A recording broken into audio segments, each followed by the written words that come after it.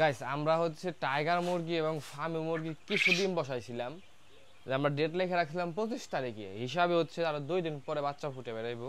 কিন্তু গরমের কারণে হচ্ছে বাচ্চাগুলো বের হইতে চাইছে, আমরা জানিই না। আমরা কিছুক্ষণ আগে ডিমের লেগাইছি, তখন দেখি চিউ চিউ চিউ চিউ কানে করে বাচ্চা আছে, ওই করে কোন থেকে ডাক পারি। পরে দেখি যে না, কাম তো হয়ে গেছে। এই দেখো,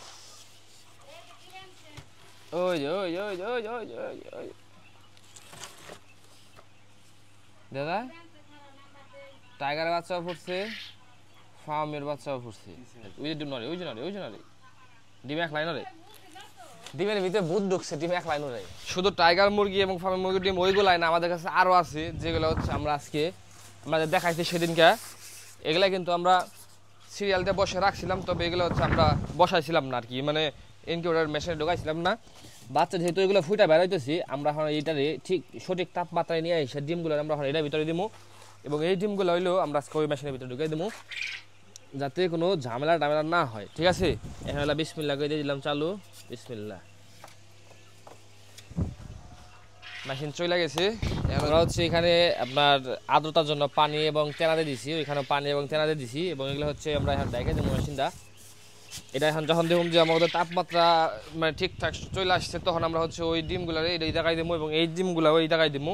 এবং এই মেশিনটা যখন খালি হইব, তখন এই ট্রেগুলো বাকি রয়েছে আমাদের, এই ট্রে হচ্ছে আমরা 20 ডিম রেখে দিচ্ছি। 20 ডিমগুলো হচ্ছে মেশিন আজকের ভিতরেই একটা সেট আপ দিয়ে দেবো আর কি।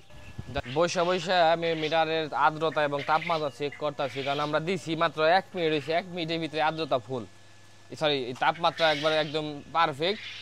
আর হইতেছে আপনার আর্দ্রতা মাত্র 58 হয়েছে। আর্দ্রতার দরকার হলো আমাদের মিনিমাম 65 থেকে 75। আমাদের কাছে কিন্তু চীন হাঁসের ডিমগুলো আছে, যেগুলো হচ্ছে আমরা বসাইছি। এগুলা হচ্ছে যে ডিমগুলো যার আর কি, আমার এক ফ্রেন্ডের, তবে ওর হচ্ছে যে যে মুরগিটা যে চীন হাঁসটায় দিতে ছিল, সেটা হঠাৎ করে মারা গেছে। মারা যাওয়ার কারণে ডিমগুলো ওইভাবে রয়েছে, তো ওরে বলছিলাম এটা দিয়ে যাওয়ার জন্য, ও দিয়ে গেছে। এই যে উপরে যে 6টা আছে, এগুলো হচ্ছে চীন হাঁসের ডিম। এখন মেন কথা হলো ডিমগুলা কি ফুটবো না জানি না, কারণ হাঁসের আর্দ্রতা আর তাপমাত্রা এবং সময়ের একটা বিষয় আছে। এখন আমরা প্রথম দিলাম আর কি এই মেশিনে, আর আমাদের এই মেশিনটা রেডি হয়ে গেছে। আমরা বাচ্চাগুলো এখন এটার ভিতরে ঢোকামো। আমরা হচ্ছে ডিম রাখছিলাম গই না, কিন্তু আসলে আমাদের শর্ট পড়ে গেছে অনেকগুলা ডিম হইব, তবে রাত্রে হইব আর কি। এই জায়গায় মোটামুটি সেটা আমাদের শেষ। 3 ট্রে বসানো হয়েছে, এক ট্রে শুধু বাকি রয়েছে।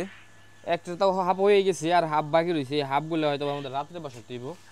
আর এই রাত্রে বসালে এই ডিমগুলাই মনে করেন যে ওই ডিমের চাইতে মিনিমাম 1-2 ঘন্টা পরে ফুটবো। এটা দিলে বসে দিয়ে এখন মোটামুটি কোয়েল পাখির ডিমের ঝামেলা শেষ। ডিম ফুটে আমরা এমন হিসাবে বসাইলে আমাদের ডিম ফুটে বেরোবো ঈদের পরের দিন অথবা তার পরের দিন। ঈদের দিন, ঈদের আগের দিন, ঈদের 2 দিন আগে বাচ্চা বেরোইতো না।